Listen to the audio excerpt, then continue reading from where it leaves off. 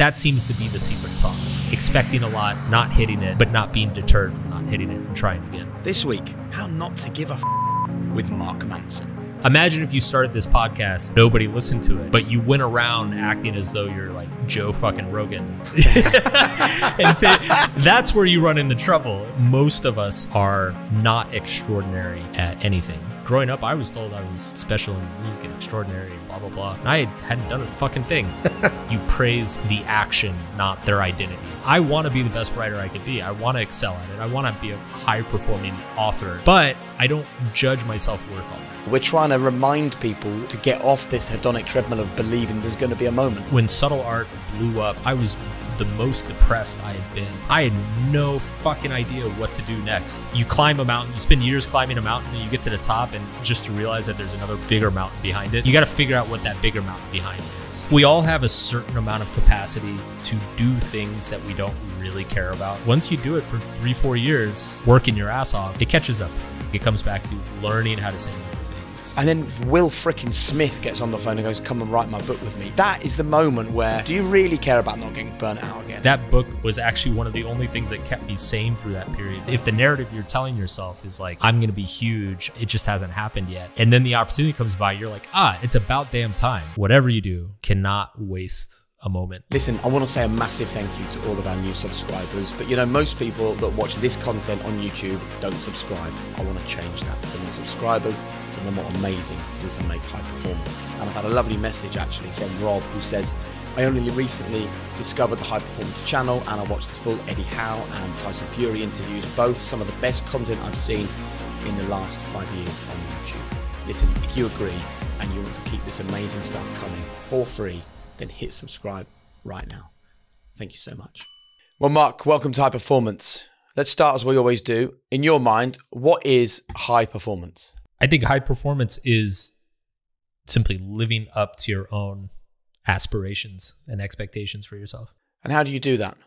Oh, that's a much longer answer. I think it's easier to talk about all the ways we don't do that. You know, we lie to ourselves, we trick ourselves, we think short term instead of long term. We don't take care of our bodies, we don't take care of our minds. You know, there's a million reasons that we fail to live up to our own hopes and aspirations for ourselves. For all the work that you've done, right, have you actually managed to work out why human beings do this? Like, why? Like, for example, why do people need the High Performance podcast? You know, like, they're magic and amazing and brilliant enough. Mm-hmm.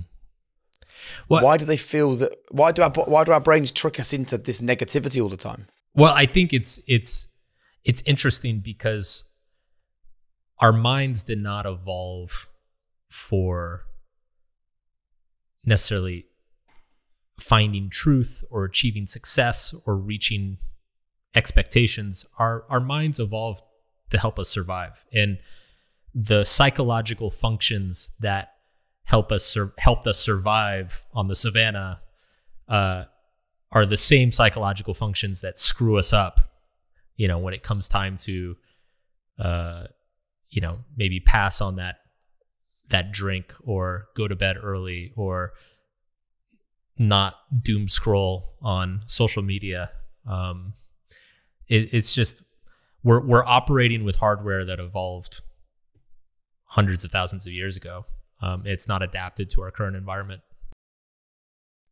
So tell us then, Mark, I'm interested in, like, we're both huge fans of your book, both the first one and the follow-up book on hope that you did. But one of the questions that really jumped out to me that I've always wanted to ask you was something that we sometimes get accused of on this podcast, which is delusional positivity. The idea that you're almost like that you're feeding people false hope, this you know, this narrative, and I'm interested in exploring your views on that.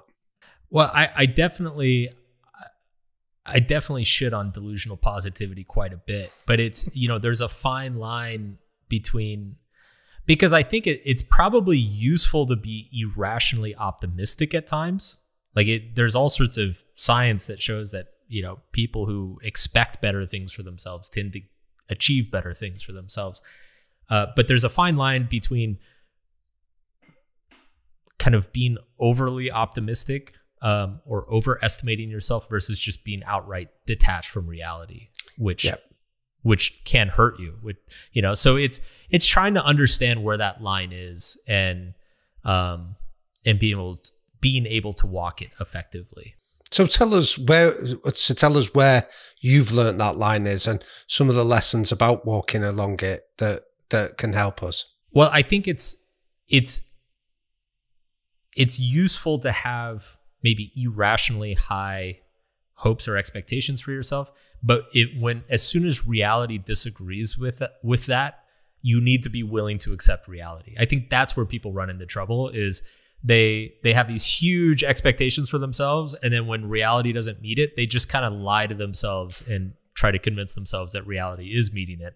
But I think a lot of this comes back to being comfortable with failure, or it comes back to being comfortable with failure. Like if you are going to consistently have very, very high expectations for yourself, you also need to be prepared to feel let down regularly for not living up to those expectations. And so if you can get comfortable with that letdown and keep trying and don't let it deter you or demotivate you, like that seems to be the secret sauce, is like expecting a lot, not hitting it, but not being deterred from not hitting it and trying again. See, I think, sorry to dive in, David, but I think I've probably made a life mark out of being delusionally positive. Honestly, a lot of people do. I think the only reason I'm talking to you now is because I am delusionally positive. And yes, sometimes it can cause me problems, but the way I live is like I meet you now, and I don't just think we'll do a quick recorded mark and we'll be done. I'm like, right, I could do a quick recorded mark, and then if I get his number, I could be over in the States and we could talk about a follow-up film to the one that he's just released. And I've got this production company, we might do that. We'll probably end up on holiday in Hawaii somewhere in a few years' time. He might teach me to surf and I might become the godparent to his... Like, that is how my mind operates, right? Everything is going to be incredible. Everyone's going to offer an amazing opportunity. Every business idea is going to be the one that flies. Admittedly, 80% of the time, right? Yeah. It's a letdown. But the joy for me is I know that the 20% of the time that it doesn't let me down, it leads to something brilliant. This podcast was only born out of being delusionally positive that people would fucking bother to listen to the thing. Yeah. Like, if I had any sense of normality, I'd be like, of course people don't care that an ex-kids TV presenter is going to hook up with a professor and try and talk about mindset. It's just ridiculous. So I can see there's something great about it. Do you know what I mean? No, I agree with that. Like, and again, I think it's useful to dream big. I think when it comes to like projecting a future, it's very, very useful. I think where it trips people up is when they hold on to it in the present. It's like, imagine if you started this podcast and nobody listened to it, but you went around acting as though you're like Joe fucking Rogan and, like that's where you run into trouble. So break it down for us then, Mark. So you talk about this living with disappointment as a secret sauce. So tell us some of the ingredients of this secret sauce and that people listening to it can build into their lives while still retaining some of the optimism that Jake speaks about. I think it's important to not let yourself be deterred or demotivated. I think a lot of it comes back to how you interpret that letdown process, right? Like if something doesn't work, are you judging yourself? Are you making like evaluative judgments on your own personal value?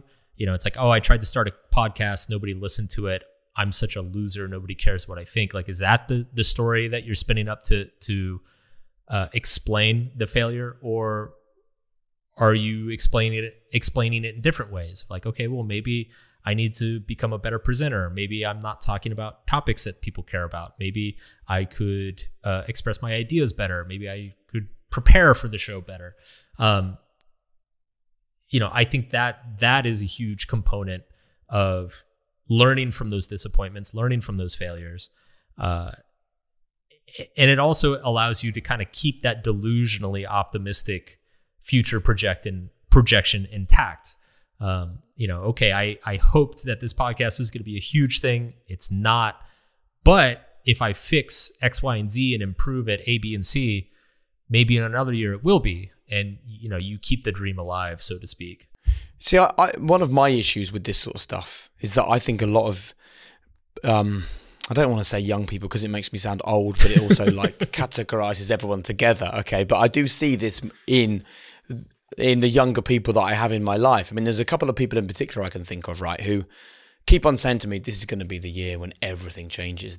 And they put it on their social media like a ridiculous photo of them, like with their arms folded, staring into the distance, saying, you know, 2023, time to catch the vibe or something like that. I'm thinking, what does that actually mean? And then when I'm with them, the behaviors are the same, the work ethic is the same, the ideas are the same, the people they're surrounded with are the same, but the plans are totally different. I think there is a conversation for us to have here about, and it's brilliant, you talk about it in your film, a whole generation of people who want more from the world than they're willing to put into the world. And I think this is a conversation we should discuss about. It's great to have grand, bold, brilliant, huge, amazing ambitions and want the best for yourself. But your behaviors and your hard work has to marry that up, right? Yeah. Yeah, it's...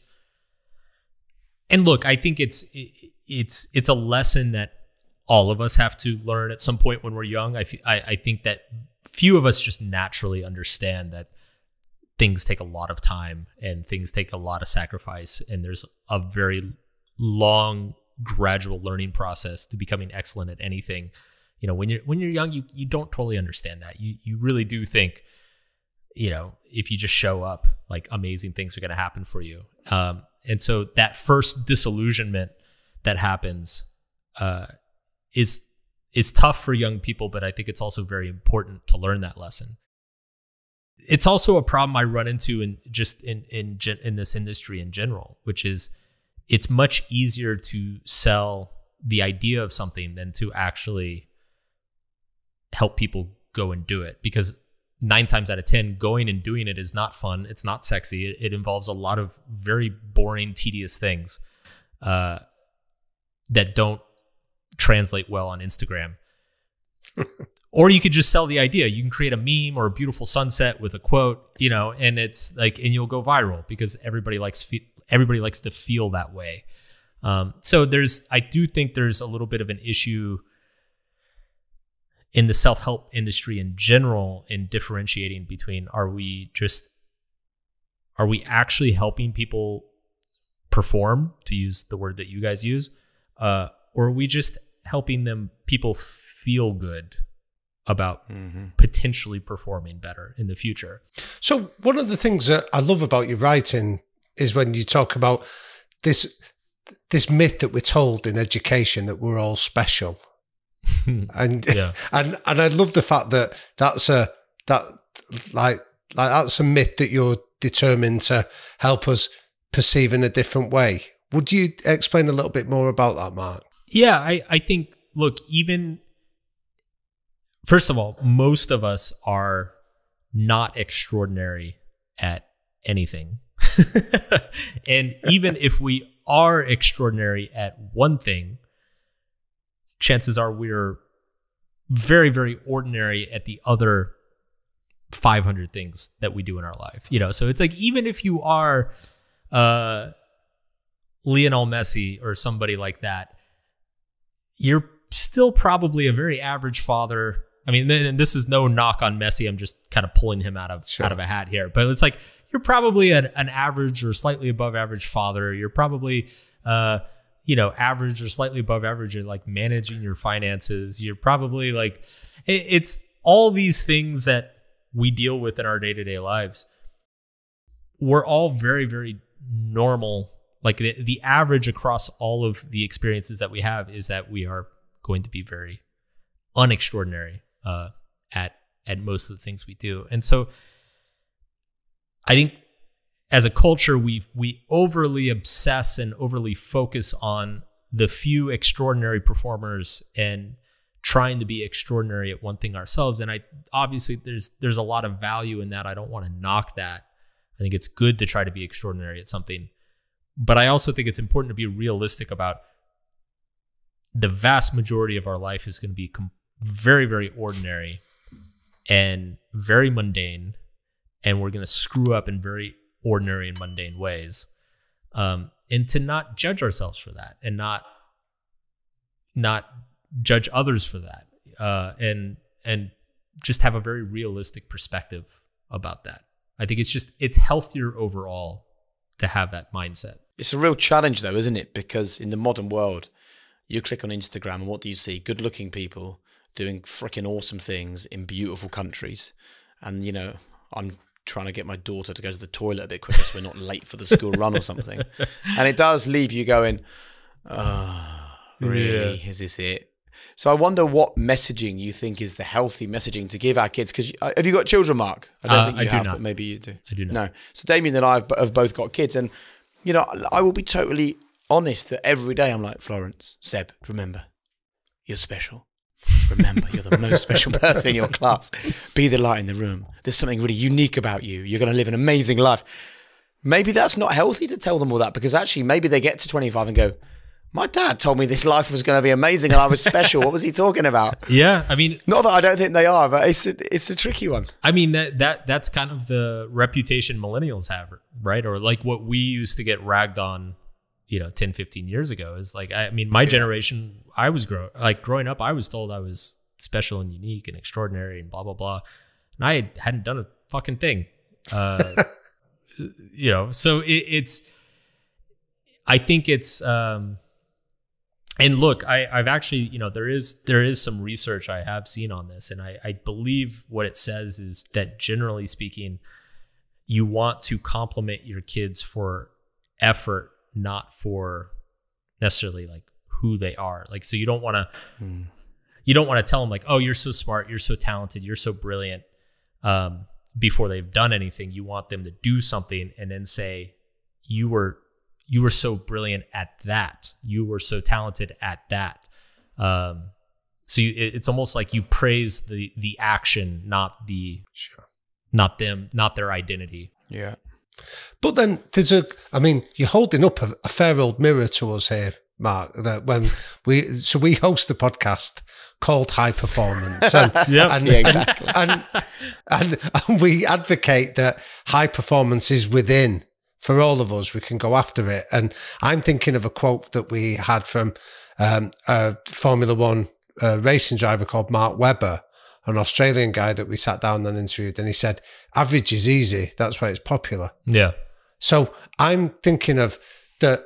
It's making me go back and question whether that is the right kind of message that we should be putting out there. What's your view on that to us? I think it's a great question. So I think we're talking about two slightly different things here. You know, what I talk about in my book and this whole thing about being extraordinary, it has more to do with self-image and self-esteem. Because one of the problems that I see, and again, particularly in young people, is that they kind of have this idea of like, well, if I'm not doing this amazing thing in this amazing country and posting on Instagram, I'm a loser, right? It's a self-evaluation thing. The truth of the matter, though, is that as we all enter adulthood, as we all get careers and jobs and have goals and dreams, you do want to be well above average at something in your life, whether it's being a Formula One race car driver or, you know, being the best insurance broker at your agency, right? Like everybody wants to excel at something. And I think it's once you have that orientation towards pursuing something, that it's not about self-image or self-esteem, but it's more about basically you have a healthy relationship with that activity in your life. You know, it's like, I want to be the best writer I could be. I want to excel at it. I want to be a high performing author, but I don't judge my self-worth on that.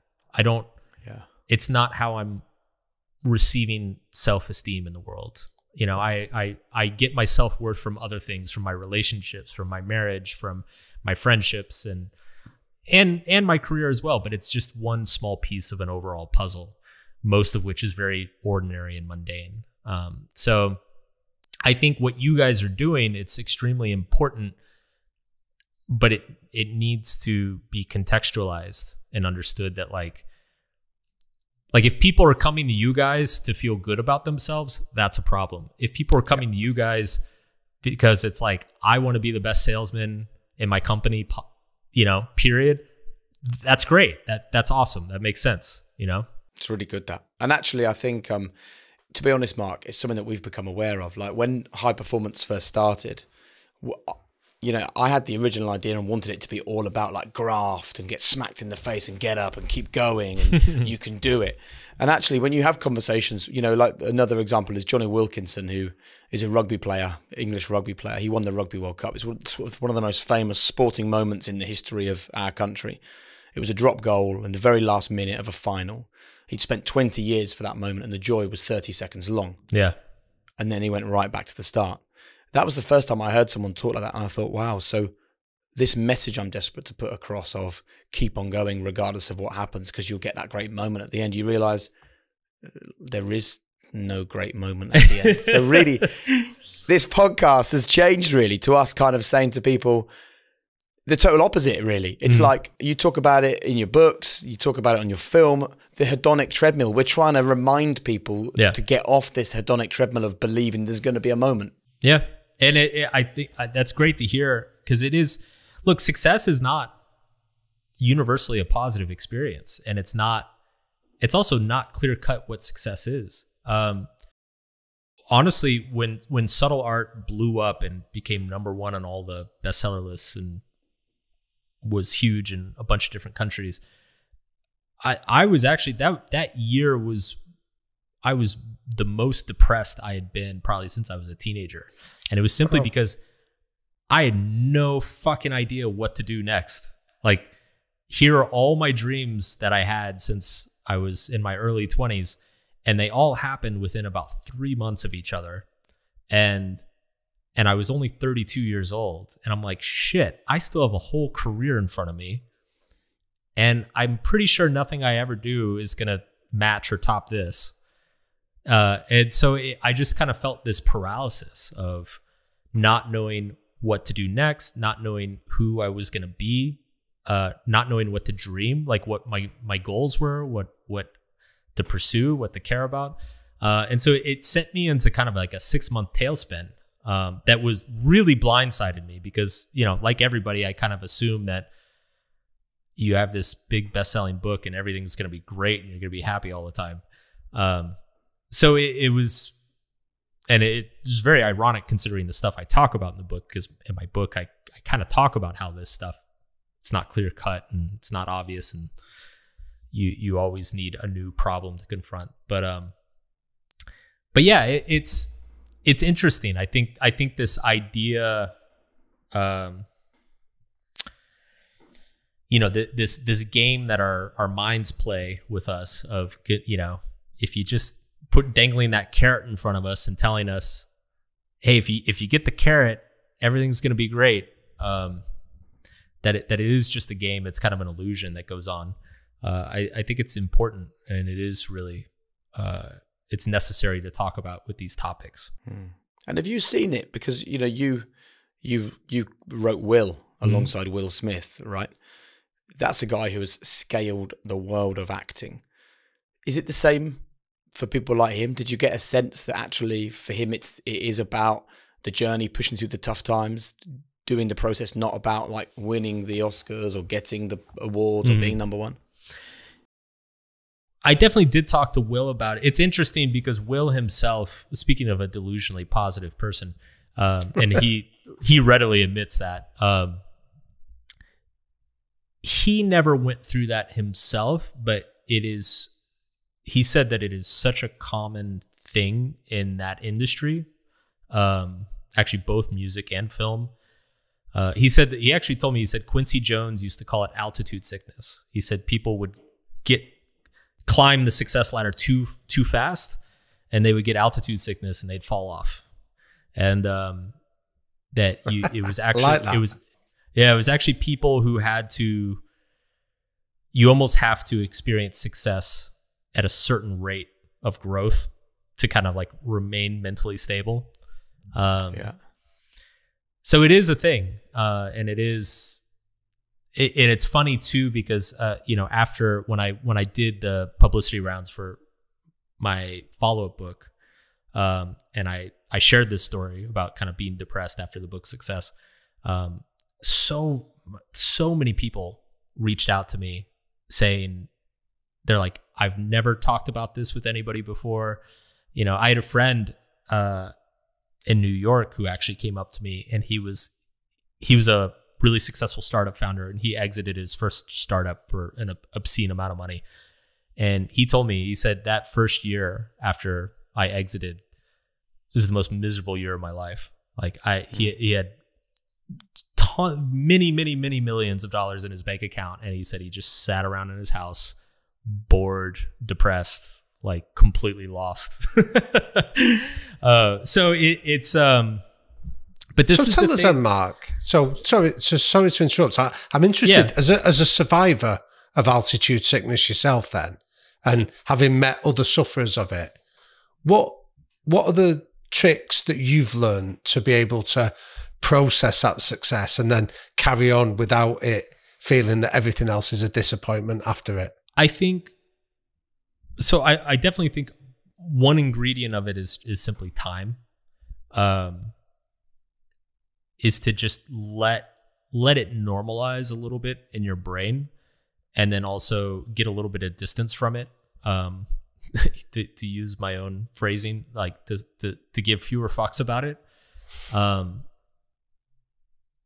Time is, I have a friend who's an author who has experienced similar drastic sudden success recently, and I had a conversation with him about a year ago about it, and he was kind of going through a lot of the same stuff that I went through. And I told him, I said, the best piece of advice I can give you is to just wait. Like, just, if you're unsure, if you're kind of freaking out, if all these projects are showing up and you feel like an obligation to do them, but you also are an anxiety-ridden mess doing them, I said, just wait. Like, just take a couple of years. Like, it's not going to go away. People aren't going to forget you.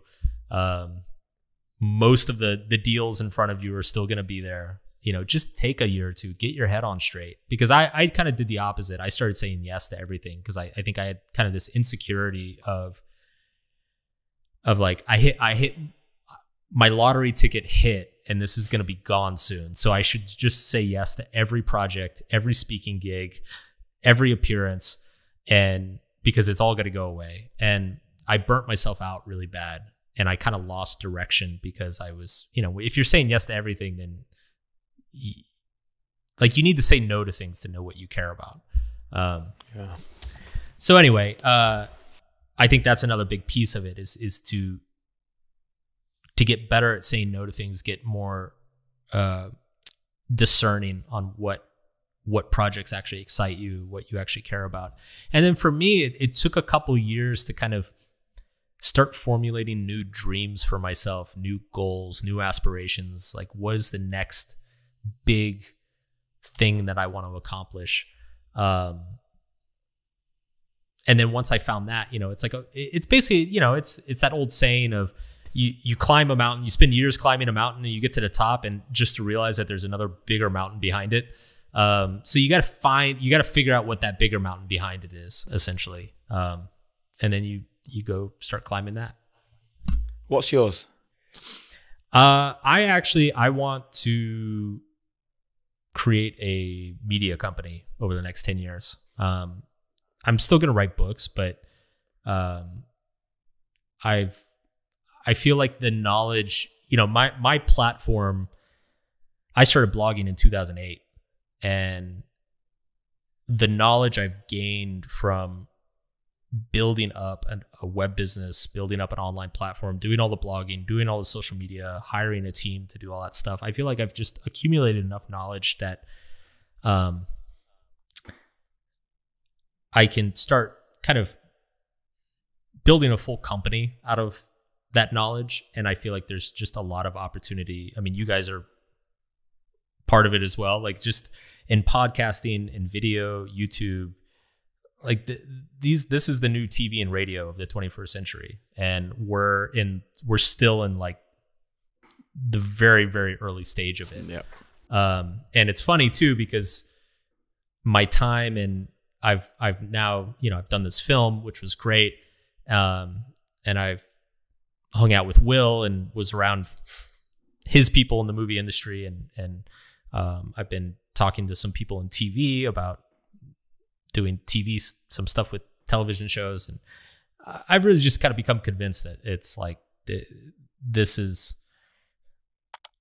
what like Spotify did to the music industry is about to happen to these industries as well. See, I'm in full agreement. And one of the reasons, so you won't know this because you live in the States, but here in the UK, I've had like 20 years on the telly here, like children's television, then Formula One racing. And now, apart from this podcast, I'm a football host over here. But actually, the reason why I do what you'd call proper TV, right, in front of millions of people in a big studio with makeup and all the works, and I get just as much of a thrill out of sitting in front of a sort of pretty cheap camera in a spare room in my bedroom talking to you, is because I actually, like you, I think that we're at the beginning of something really exciting. And after a 20-year media career, I looked at everything, radio, even books, TV, everything, and I just thought, pfft. And then podcasting comes along, and I'm like, this is the beginning of something really, really special, a totally unique way to speak to people. Yeah. I think podcasting is currently 1% of what it will be in 10, 15 years. Yeah, I agree 100%. And that's kind of what I'm banking on. So it's exciting. It feels good to be new at something again. I think one of the things kind of coming back to the topic of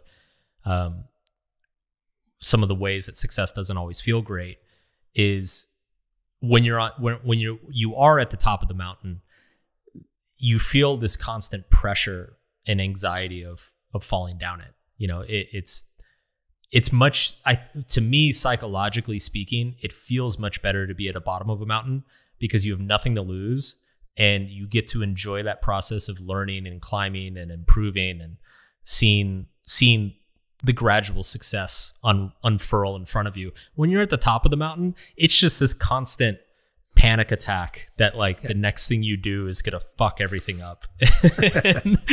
and so it feels good to, and it's funny too, because this is all just taking place in my head. I think my fans, nobody outside of me sees any of this or experiences it this way, but it's just in my head, reorienting it to feel like I'm at the bottom of a mountain again, it's just been so liberating the last couple of years.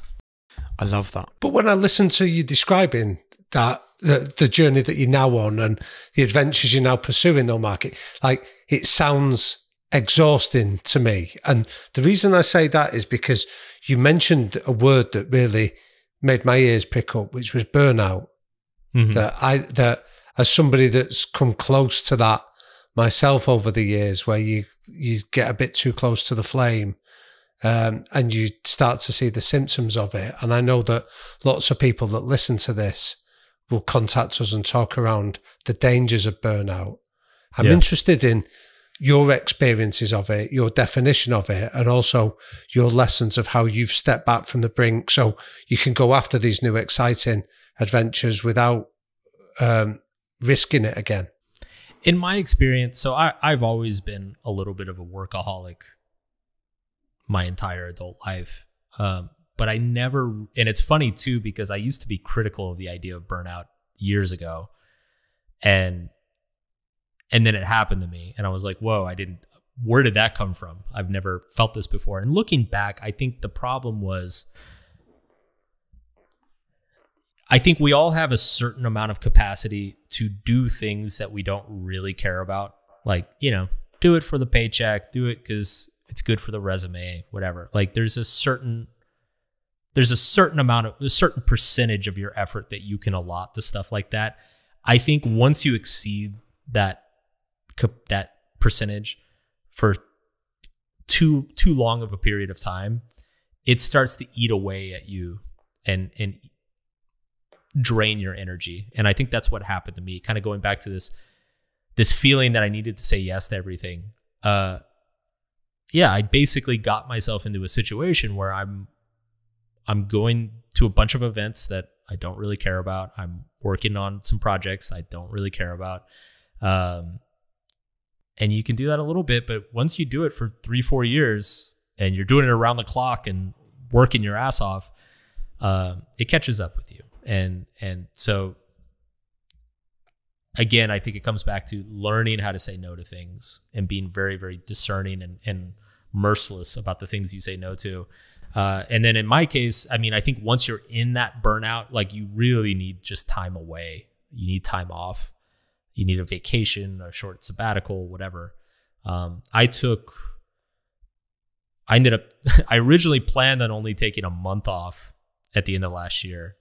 And then that month off was so like, I had so underestimated how burnt out I was that after that month, I was like, I think I need like 2 or 3 more. And I ended up taking six off. And it complicated a bunch of contracts. I had to call people and say, hey, that thing I was going to do, I'm not doing it. Or, hey, that book that you thought I was going to be writing this year, I'm not writing it. But it needed to be done. And honestly, it was one of the best decisions I've made in the last few years. And for people who are at a different stage of this journey, who hear that and think, I wouldn't be brave enough to do that, I'm really interested just to explore what it does for you. I remember reading actually when I was doing my research for this interview about when you got the phone call to work with Will Smith, and you said in an article it took 6 months to arrange it, and then you finally got together. You wrote brilliantly about what it's like being in the world of a celebrity for a little while, where like people are shaking while filling up his water glass, and there's security everywhere, and people just scream when he walks out of a door. But then you also said, as I went into that weekend with him, I made 2 promises to myself. He needs to be a person of integrity, and this can't be just another celebrity book. Now, that is where you're really tested. Yeah. Because it's very easy to go, do you know what? I'm going to say no to work. And then Will frickin' Smith gets on the phone and goes, come and write my book with me. That is the moment where, do you really care about not getting burnt out again? And I think this is an interesting topic for our audience to hear you talk about. Yeah. Yeah. And first of all, I want to say that book was actually fantastic.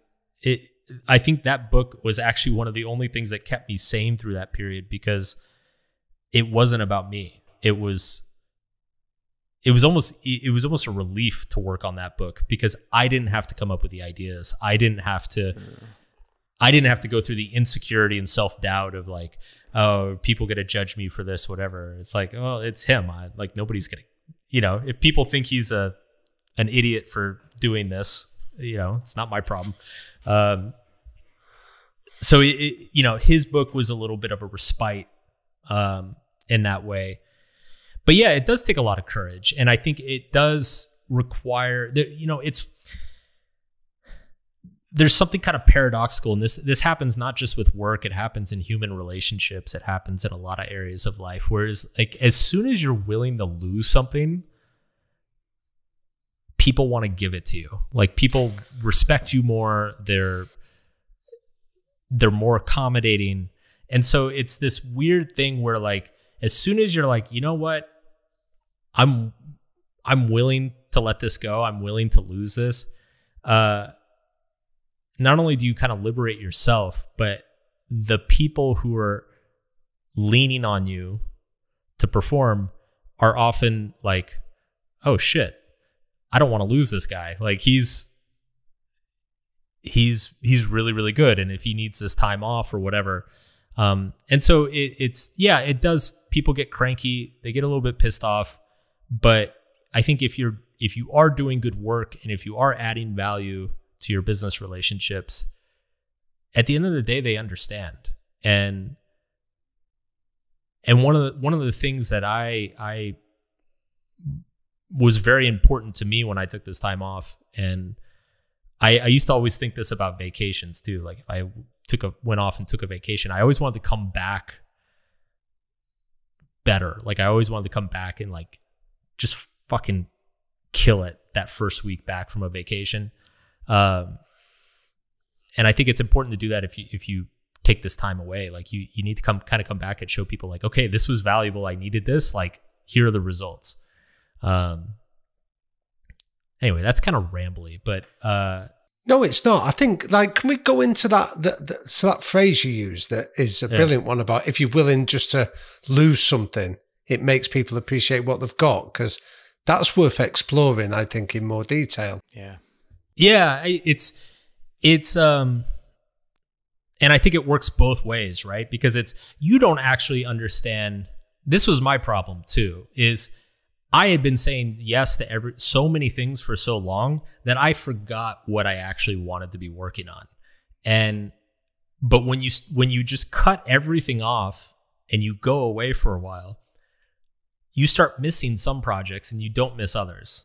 And that's your answer. That's like, okay, when I come back, and that's what I did too. When I came back with a list of like, these are things I'm never doing again. Period. Right. For me, the number one thing was public speaking. Like it's easy money on paper in my profession, but it's just like so draining and just not enjoyable for me. That when I was away, it was the first and most obvious thing of like, I should stop doing this. Like, it's just not, I don't need the money. It doesn't make me happy. It wastes a bunch of time. It distracts me from things I want to be working on. Like, and so you come back with a list of like, okay, these are the things I'm not going to do anymore. These are things I'm not going to focus on. But I think on the other side, it's people look at it and it allows them to miss you. It allows them to say like, shit, Mark was adding a lot of value on this project. I really can't wait for him to come back. And so I think it can improve business relationships. And again, this is under the assumption that you're not doing anything drastic or unreasonable, like disappearing for 3 years. And then, obviously if you disappear for 3 years, like your job's not going to wait for you that long. Yeah. But like, if you're anxious or uncertain about, maybe you really do feel like you need a couple months away and you're afraid to ask for that. I think a lot of people could be pleasantly surprised at the reaction that they could get. I love all that stuff because it plays really nicely into the power of taking responsibility for things. You talk brilliantly in the film Fault versus Responsibility, and that is one of our key lessons here on High Performance, is trying to help people realize the difference between just because something isn't your fault, it's still your responsibility to deal with it. Yep. Yeah, absolutely. And I think that's particularly important as it relates to teams, and it also relates to leadership.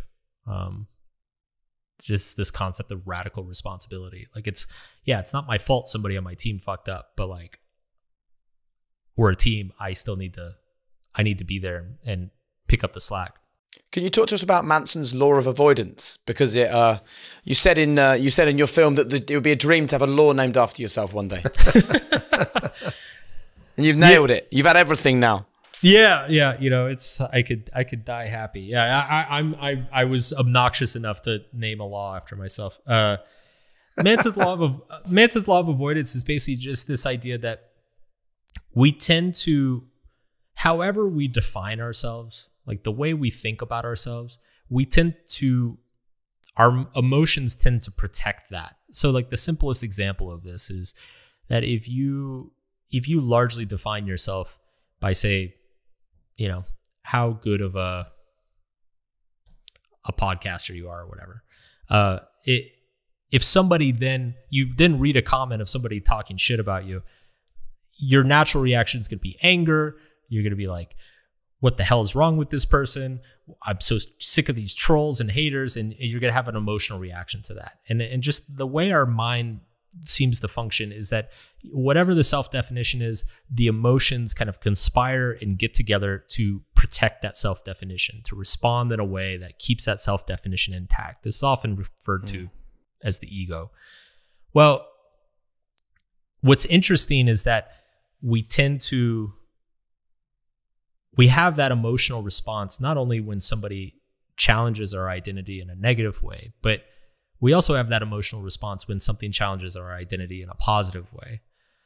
And this is why people self-sabotage a lot when like huge opportunities come by.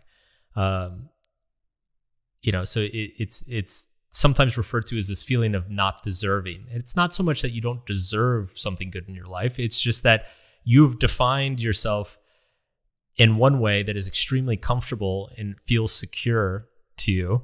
And then when somebody comes and offers you a huge opportunity, that completely negates a lot of the narratives that you've been basing your life on.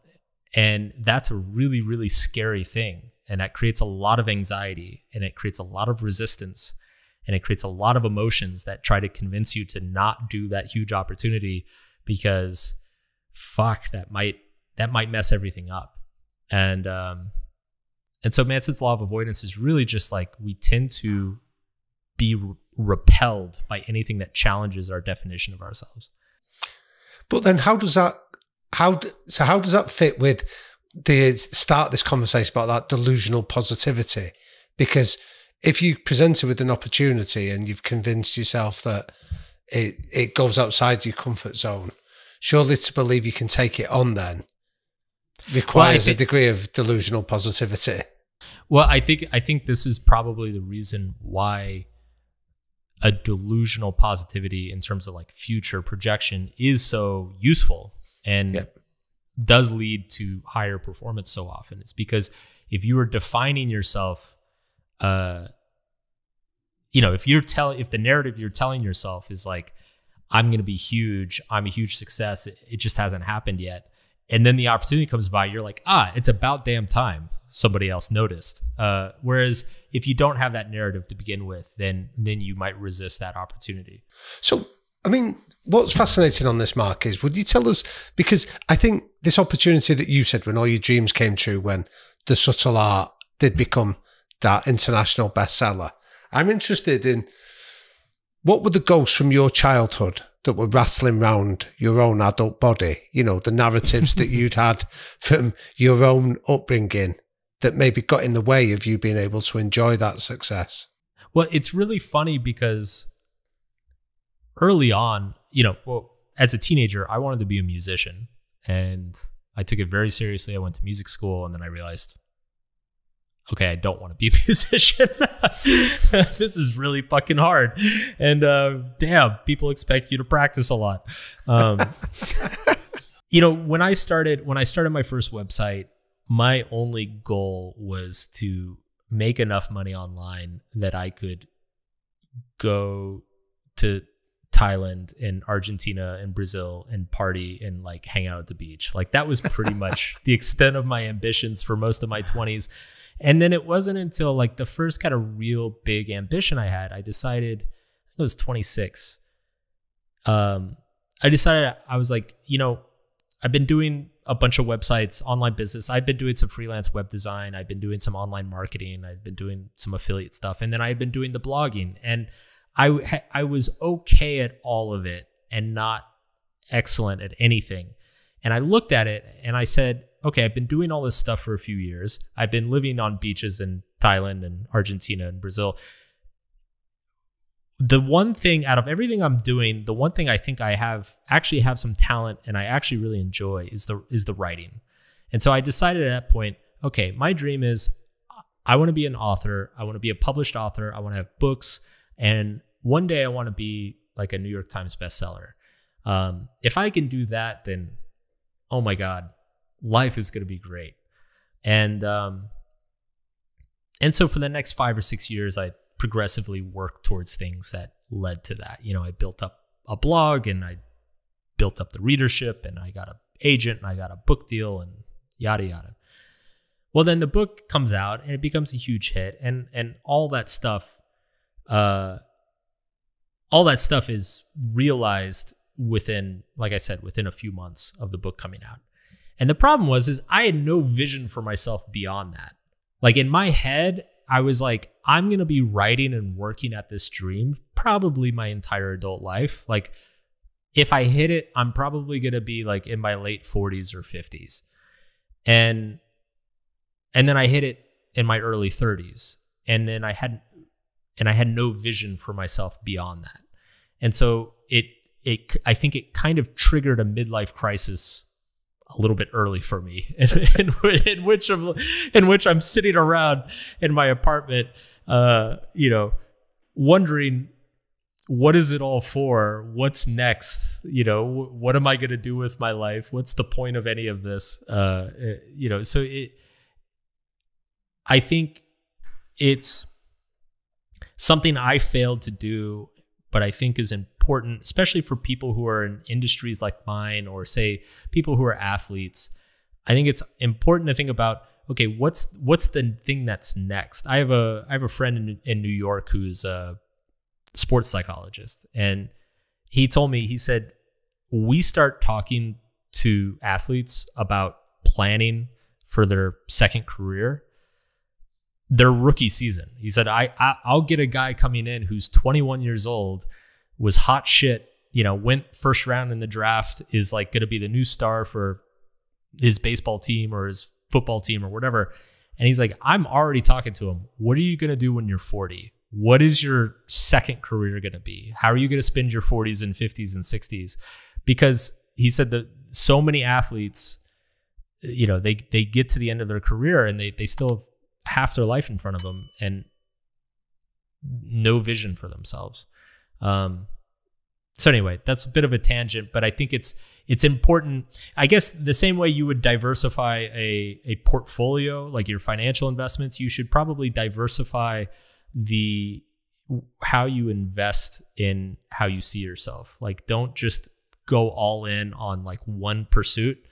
Have a well-rounded identity of various ambitions and goals that you want throughout your life, so that not only if you like do hit a dream, you don't feel completely lost, but also like, if something goes horribly wrong in one area of your life, you don't feel like you're completely lost either. Yeah.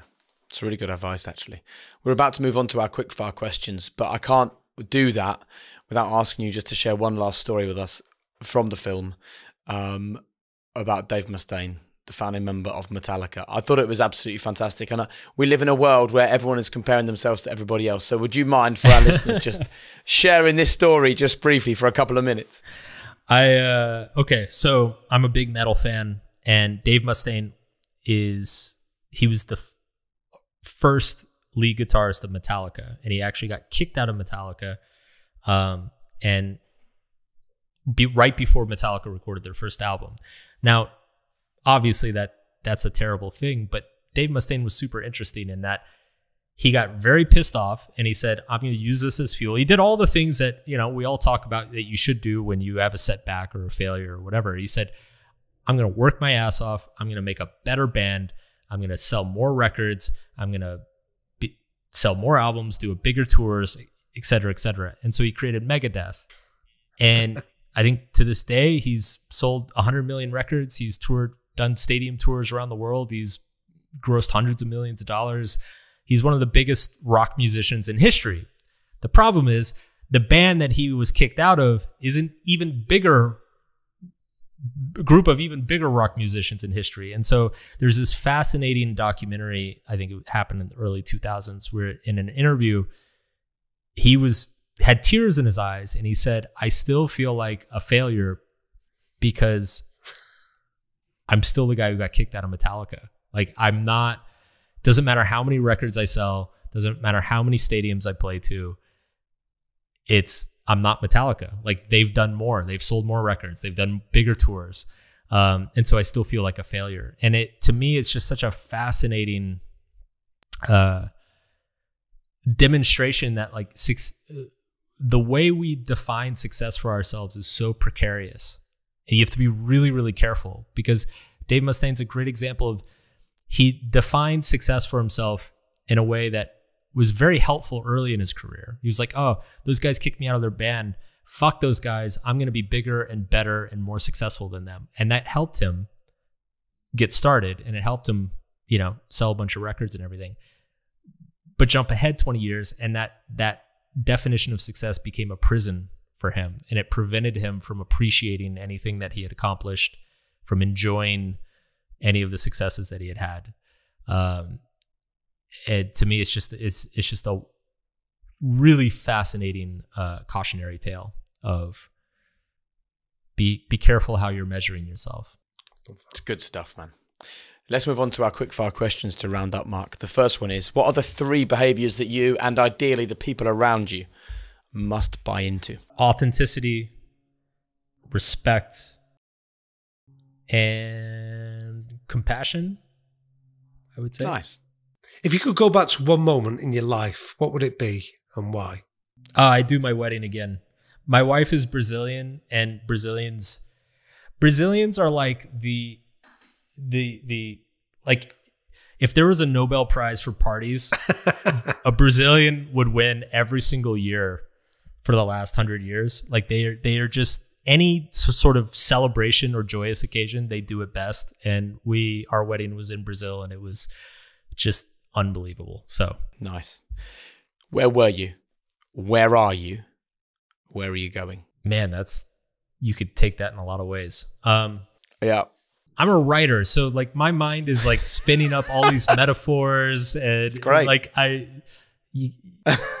this is not a quick fire question for me. I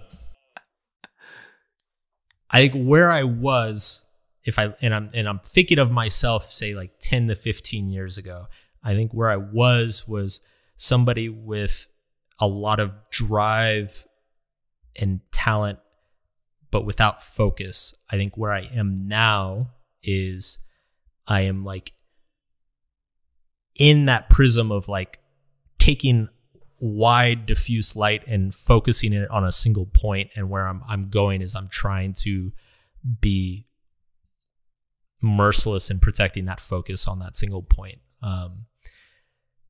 Saying no to all the distractions in life. And by the way, side note, sorry, this is getting really long. This is not a quick fire answer at all. Side note, ties in with all this discussion about success. One of the things that people never tell you about success is that it gets harder and harder to say no to things, because all of the things that people are coming and offering you are shinier and shinier and shinier. And so early in my career, I always prided myself at being very good at like, not doing things I didn't want to do. But fuck, man, it gets hard. It gets really hard. like there's just so many cool opportunities and big checks, and it's a trap. It's a huge trap. So that's where I feel like I'm going. Listen, thank you so much. One final thing. So normally at the end of each interview, I just say to someone, give us your final message for living a high performance life. But I think I'd just like to do one very slightly different thing with you. For followers of the Stoics, people that listen to this podcast know we love the Stoics. Memento mori is our daily practice. You had a dream, and in it someone said, why do you care I'm dead when you're still too afraid to live? Yep. I think we should finish with you just sharing that with us, because I think that probably is a lesson for how to live a high performance life. Yeah, absolutely. So for people who have not read the book or seen the movie, I tell a story. I had a friend, when I was a teenager, I had a friend who passed away suddenly and tragically. And when I was young, I was, I smoked a lot of weed and was just kind of a lazy, entitled young person. And also suffered a lot from social anxiety and was just like very much within my shell. And I had a dream. This friend of mine was a very outgoing guy that I looked up to. And shortly after he died, I had a dream with him in it. And I told him, I said, I'm sorry you died. And he responded, why are you sorry I'm dead when you're still so afraid to live? And I remember I woke up crying from that.